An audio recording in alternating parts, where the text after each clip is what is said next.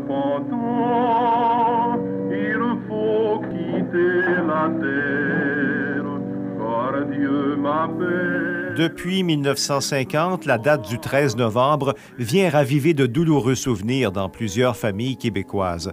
Ce jour-là survint un drame qui sema aussi la consternation dans la paroisse de Saint-Célestin qui y a perdu l'un de ses fils les plus illustres pour ses qualités d'orateur, mais aussi pour ses talents de chanteur. Chers enfants, en me voyant mourir.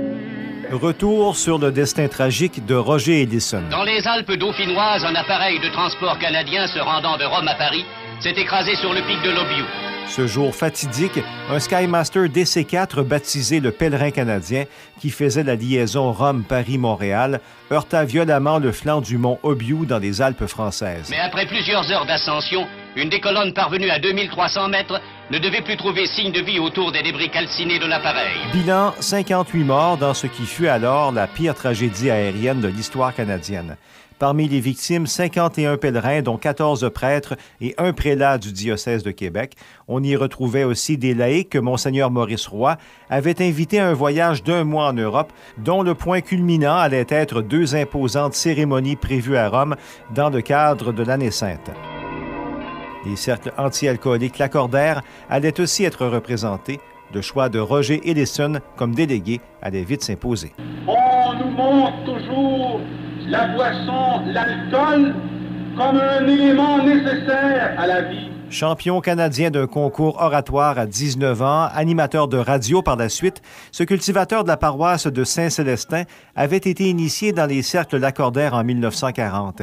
Les dirigeants du mouvement anti-alcoolique eurent rapidement recours au talent d'orateur de leurs recrues. Allons-y grandement, sans peur, à la bataille anti-alcoolique. Il contribua à la création du Cercle de Saint-Célestin et gravit les échelons du mouvement pour en devenir président général en 1949, résistant aux pressions pour qu'il se lance en politique. L'historien et ancien député Michel Morin. Mon père était très ami avec. Je ne sais pas la couleur politique de M. Ellison. En tout cas, il avait sûrement les talents d'un futur politicien. Même s'il n'a aucun souvenir de son père parce qu'il était encore au berceau, Gaston Ellison l'a connu à travers les souvenirs de ses proches.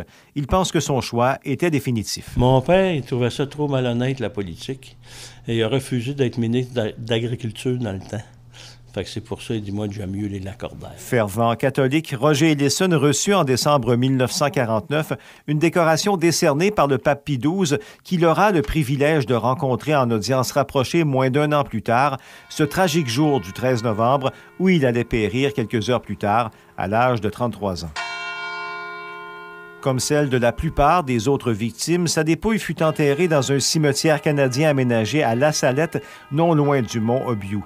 Dans sa paroisse natale, l'Église ne put recevoir les 2000 personnes venues lui rendre hommage. Il provenait du Québec, des Maritimes et de l'Ontario, où le charisme de Roger Ellison avait opéré. À peine âgée de 10 ans, Suzelle Beauchemin se souvient de l'émoi causé par son décès. Donc, beaucoup de monde, c'est sûr. Là. Ouais, moi, c'était comme la première funéraire que j'assistais, ça fait que je trouvais ça. Il y avait beaucoup d'émotions. Encore aujourd'hui, des questions troublantes restent sans réponse dans les familles endeuillées.